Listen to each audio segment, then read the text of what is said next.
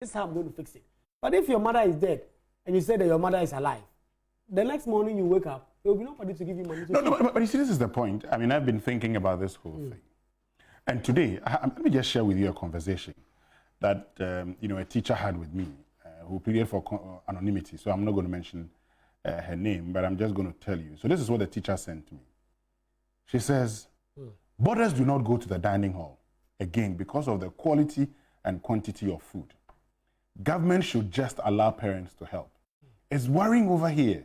When you talk, you're victimized. Some parents have to give teachers money to cook for their wards. The Home Economics Department does it for over 10 students, morning, afternoon, evening.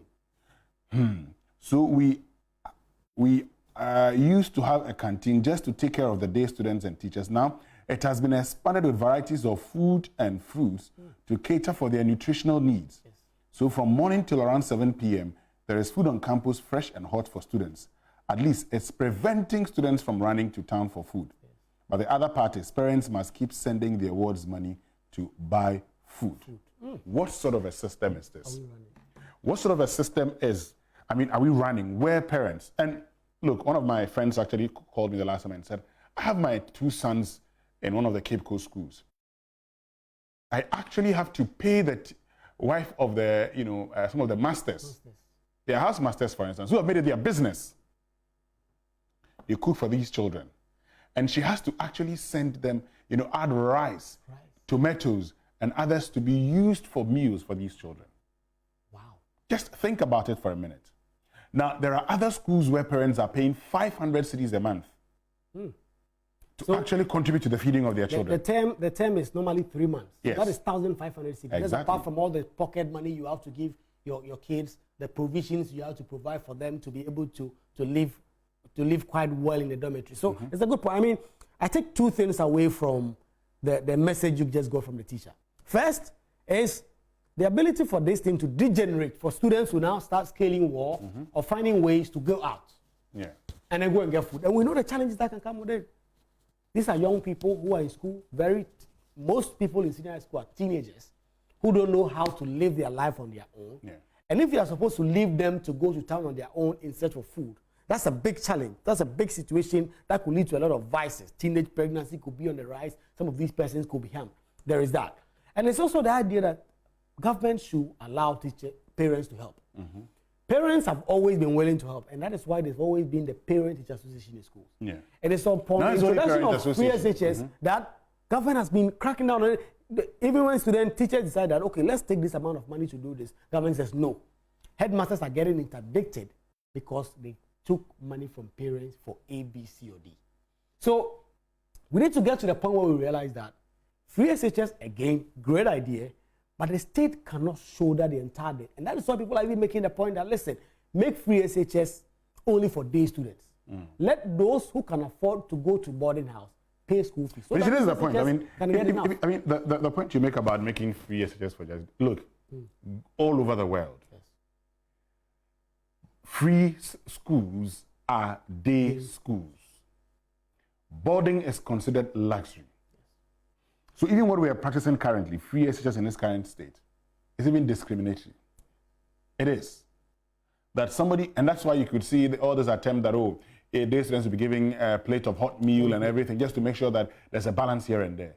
But the reality is that it's currently discriminatory. Why don't you start from saying everybody who goes to secondary school has his day school fees catered for? Then for those who cannot, so if you have if you gain admission to a school that's far from you, and you cannot afford it, we will give you scholarship. Yes, make specific. At least we have LEAP. We know the families that are struggling. Yes, means testing is the way to go. The data has always been there, and that is why it's shocking. Ken Oforiatta makes this point, and I still haven't forgotten about it. I remember that video. He says, how can Ken Oforiatta, not be able to pay his war school fees? You take your kids to school, you leave them, and Ken Oforiatta, you drive away, paid nothing. The state takes care of everything. My question is, what is the difficulty with government accepting the reality? I think it's because of the politics of it. You recall, prior to 2020 election, even the big debate that came about what review meant. When John Mahama and his party said they were going to review the policy. Government and its communicators said review meant cancel. In fact, in the latest IMF document, government now commits to review the program. So government simply thinks that accepting that there's been a significant challenge with free senior high school is admitting failure. But that is not the case. Admitting that there are challenges is a way to come around the table and say, how do we fix this?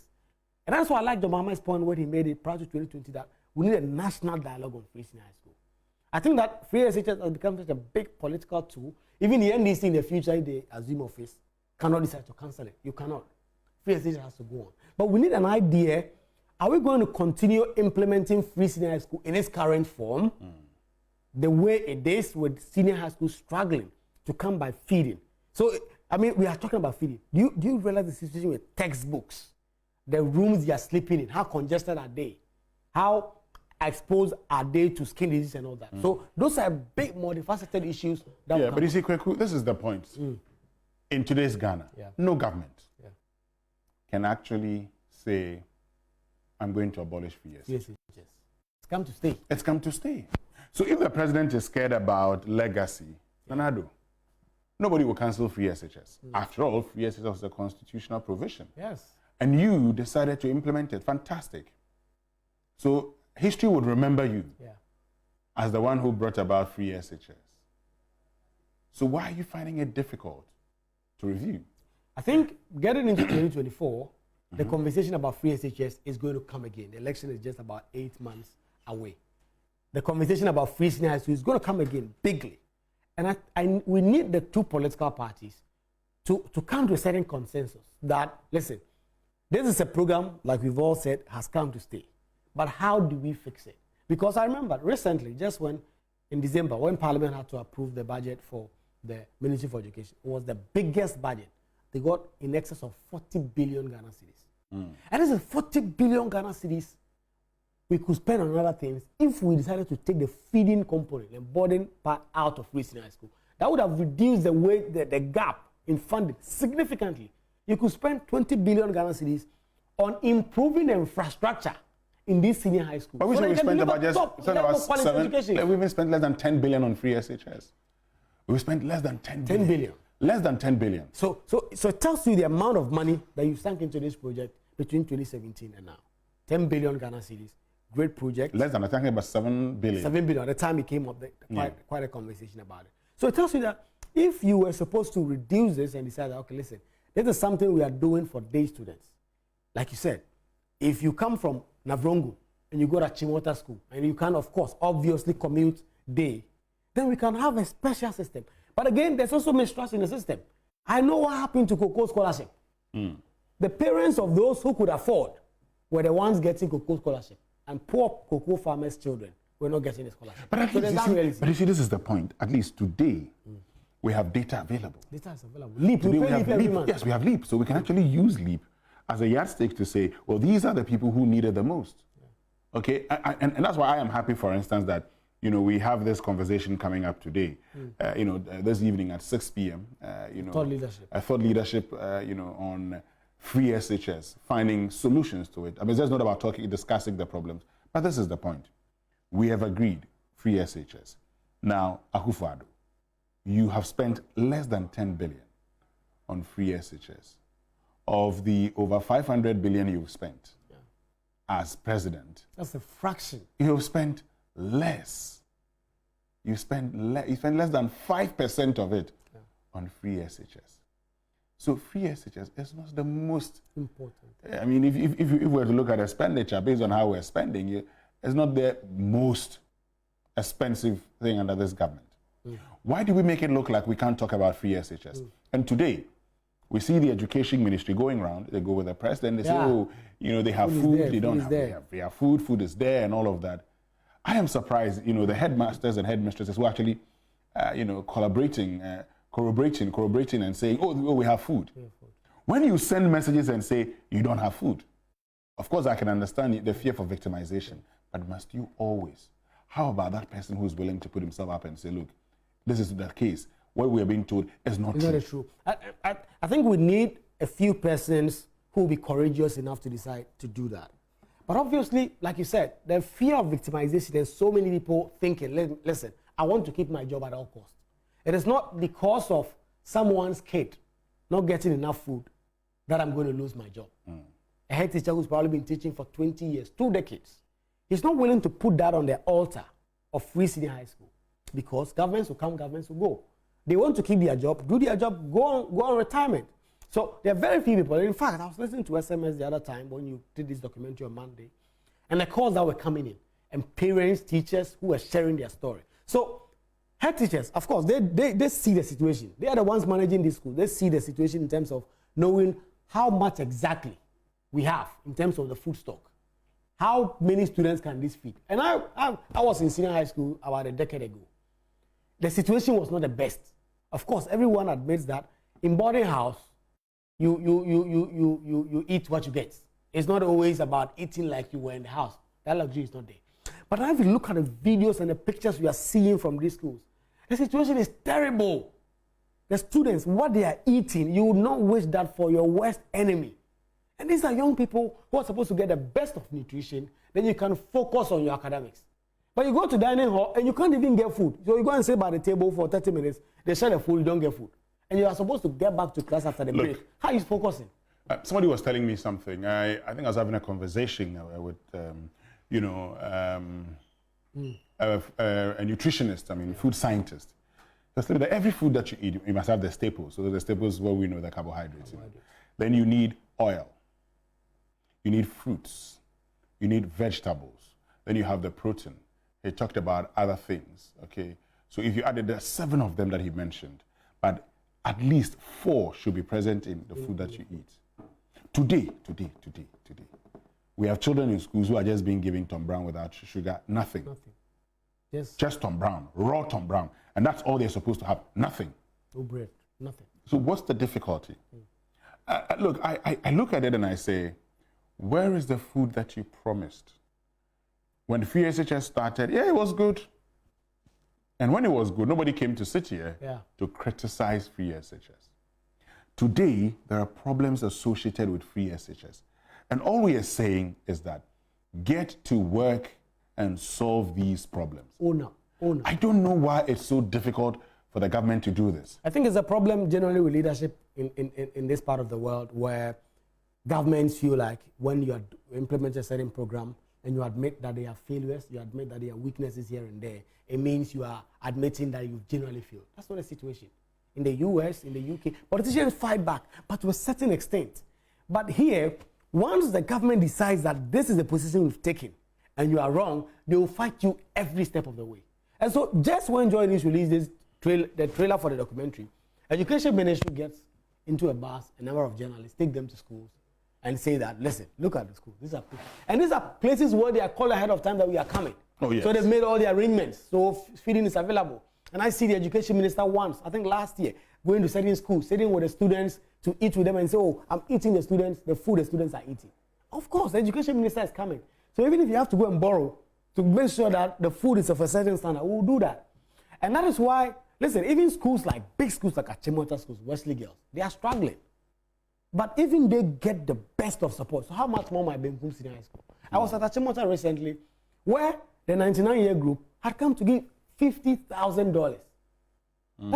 That's more than 500,000 cedis, close to 1 million cedis. And the year groups continue doing that. And so those people can use it to supplement each and every. But look at a school of Fabrodeba Timichok, a school at Udurudu, my Benkum Senior High School. Even those days that things were a bit better, we were struggling. And the numbers were huge. And now the numbers have doubled. And they are spending even much less food. How do they survive? So I think government needs to come to the table. No one is saying that free SHS has failed because there's no food. But if we continue, this problem is going to become multifaceted, and then it gets to a point where you can't deal with it. And then free SHS becomes like F-Cube. What F-Cube has become. Now, no parent wants to take their child to a government school. If they have the means, they are taking them to a private school. That is what free SHS will become in the next few years if we do not swallow our pride and just come around the table and decide that we are going to fix this situation. Winston. And you see, you've talked about the fact that you take journalists around, you go to schools. And I know there are schools where, the headmasters and headmistresses, some of them actually charged other fees. And so they call you and say, oh, We're coming to your school. We know what you did. You know what you did. So threatening us is coming in. Yes, we know what you did. So this is it. You are coming there. You must indicate there is food. What kind of a system? Improve the situation. So these people are not even getting to speak the truth. They just come because the mic is thrown at them by the press. They just have to tell the story and say that this is the situation. But as a headmaster or headmistress, how are you feeling? It gets back to the point you made earlier on, that maybe we need to get to the point where a head teacher or a headmaster or headmistress need to decide that, listen, enough is enough. I don't care if I lose my job. I'm coming to spill the bean. Because if we get that kind of insider story, it gives more credibility. Of course, people have watched this Journey documentary. And the thing about senior high school is that almost everyone knows someone at senior high school, in a senior high school. Either your brother, your sister, your son, your daughter. You have some familiar relationship, some friends, something. So the situation is known to everybody. So continuous denial of the problem will not wish away the problem. It will not let the problem go away. Because you continuously decide that, okay, this problem is not there, does not mean the problem just will cease to exist or to vanish. It will not. The problem will still be there. It will only get worse to the point where you can't, now you can't deal with it. Now you have to start from scratch. And all the investment would have made would have been lost. So my message to Dr. Osebichu, and he was started as a visionary. In fact, I remember a conversation on SMS where it was so big that he was the best deputy minister that the president need to make him a minister. He has delivered on STEM, he's delivered on certain places. But I think as education minister between 2017 and now, your success or failure will be based on free senior high school. If free senior high school is judged to be a failure by the end of your tenure, you failed. Because that is what is even taking a big part of your budget line item. That has become the poster boy of government. That is the most flagship in terms of government policy, free senior high school.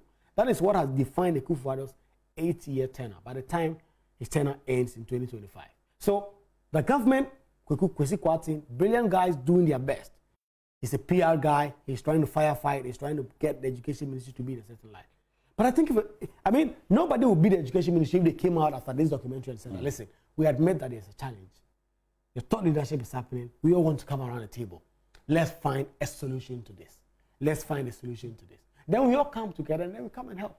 But if you say there's no problem, then you are left on your own. But you see, the denial for me is where the problem is. Yeah. We can all see the problem, but consistently we say there is no problem. Yeah. And so instead of us admitting there's a problem and moving to fix the problem, we say there's no problem. So how do you fix a problem that doesn't exist? And I think there's also a certain level of a lack of political leadership. The education minister knows probably his job could be on the line if he's to admit that, listen, our face just failed under me, that I can't get students food. So I think at a certain level, the president himself must begin to intervene. But the president wouldn't listen to anybody when it comes to free education. I think that's why I struggle with the president. The president has nothing to lose at this point. The president has done 2 terms. In the next 8 months, he would have done full 8 terms. He has no risk at the next election. Of course, his party will be there. Yeah. But I think Ghanaians will appreciate some level of honesty. If the president and his vice were to come up publicly and say, okay, these are certain challenges we've seen with free senior high school. This is what exactly we are letting buffer stock do. Every week, every month, and supply this level. You've raised another question. This whole buffer stock thing is something that we must take a second look at. Yes. In today's world, we don't have to so we get buffer stock to supply these. So buffer stock will say, oh, you can go and supply this number of schools. I'll pay you this amount for all of that, and then you go and supply. And who are those who have these contracts? Yes, the political parties themselves. The political party and their aficionados. These are the guys who are getting the contract. So even the equity in the giving of these contracts and the equity in the supply. So if there's a guy who has a contract to supply to all senior high schools within Badina and his enclave, what is to say that he's not supplying to certain headmasters who are certain friends, certain headmasters who probably underwrite and say that they supply 5 bags of rice instead of 2 bags? What is to say they are not going to do that? The corruption element of that. What is to say that is not also going to happen? So I think the buffer stock arrangement, we should cancel it. The schools themselves must be empowered to be able to do this as they were doing in the past. In the past, Achimota School was in charge. supplying food for their school children and getting government to pay the claims. They must do so directly. They must be able to raise these funds directly. Okay, maybe it's time also to bring back this idea of school farms. But of course, people raise questions that, listen, school children went to learn. They did not go. Well, we've actually, listen, we've actually increased the contact hours. Yes. So that's the other problem. So when they get in there, because they don't stay there for long. They don't stay there for long. So this point about the National Buffer Stock Company, the buffer stock, look, the buffer stock should actually keep these foods if they want to. Yeah. But they should allow the teachers or the headmasters to actually purchase them. So if you are going to pay, if your buffer stock, you're going to pay people for supplying you this is the point. How much do these suppliers give you? How much would it be on the market? You cannot trust anybody. Yeah. But you actually, this is a period we're talking about digitalization. Yeah. Why don't we put in place a digitized system where what you pay for, the number of things you pay for, would actually indicate. And if you say you sold this for that, that is how we're going to calculate even your earnings. Your earnings. Yes, if you're a business, you say, oh, I sold 200 when you sold 100. So if a headmaster comes to you and says, put it in there that you gave me 200 when you gave you 100, well, we are also monitoring you. Yes. And we'll check, for instance, we'll check how many things leave. Yeah. So when you say, oh, okay, I went for 100 bucks, when you get to your office, there should also be a system that would verify whether indeed it's 100 or not. Yeah. I mean, we have to find a way of dealing with this. Monitoring and all that. Yes, let's just not go to sleep and think that everything is going to work for us. Yeah. I think this problem is just becoming like the problem with the textbooks. For 7 years, 6 years, schools were running on a new curriculum and they did not have textbooks. And government kept denying that, oh, there's no problem. We are fixing it. Oh, the textbooks are being printed. They go to the schools. I remember going on a trip with the committee on government assurances. After the minister had come to the floor of the house to make assurances that the books had gone. And we went to the schools. And some of the schools we went to, we did not tell them that we were coming. We just go there, and there are no books. Some of the schools that the ministry probably knew that we're going to go ahead of, some of the schools were there before we saw them bring the books. So where are the books? So they take the books from one school, they take it to another place. They take it here, they take it, like they're doing an exhibition. We are not fixing any problem if we continue doing this. We must come to the point where we realize that, listen, this is for the betterment of all of us. If we admit that there are challenges here and there, that is how people come around the table and help. When you say there's no problem, it goes back again to the point I made. It's like your mother is dead and you say your mother is sleeping. You wake up the next morning, nobody will feed you. So let's be honest about public policy making in the country. Let's get to the point where we admit where there are challenges. Let's get to the point where, because when you admit there are challenges and you come up with clear, implementable solutions to fix this, then we move on from there, Winston. So let's admit there are challenges. There are challenges. Enough of the, we have enough food, we have enough food. We don't have. It's obvious we do not have. I mean, I've seen, education headmaster platforms where they've complained of the number of food they have. Today, the Form 1s are currently at home. So it's just the Form 2s and 3s. And one of the things is, hardly do you have all the year groups in there at the same time. But this is it for me. Let's admit that we've not done things properly. Let's admit that things can be better. Let us admit today that things can be better. And once we admit that things can be better, let us stop this whole centralized system of procuring food. Centralized system. Just breeds corruption. We just sit in Accra here at the National Food Buffer Company and say that, oh, okay, so this person is supplying this. And now we actually send the food to a centralized point. And we expect the headmasters to come for it. If you don't have vehicle, how do you go and get a food? You have to rent a vehicle. How do you pay? Go and pick the food. Only for you to even get to your school and realize that the quantity that you said you were being given is not what you have. So, I mean, we must make sure we actually deal with it. But having said all of that, this evening at 6 p.m. on the Joy News channel and on Joy 99.7 FM, we're having a conversation. It's thought leadership on empty plates, the free SHS promise. But for tonight, our focus is on the solutions. Yes, we all know the problems, but how do we deal with this? And that's what we're going to be talking about. People should tune in, send in their messages, what they believe we can all do to fix this. This is a problem that affects all of us, our children, our brothers, our sisters, our family and friends that are in these schools. we need to come together. Let's find a way to deal with it, and let's present government some solutions and tell them that, listen, these are the people-led solutions. Yeah. You implement them and you save the situation. Thank you very much, Kwaku Asante, for joining me this afternoon. Your regular team returns next week. Have a lovely afternoon.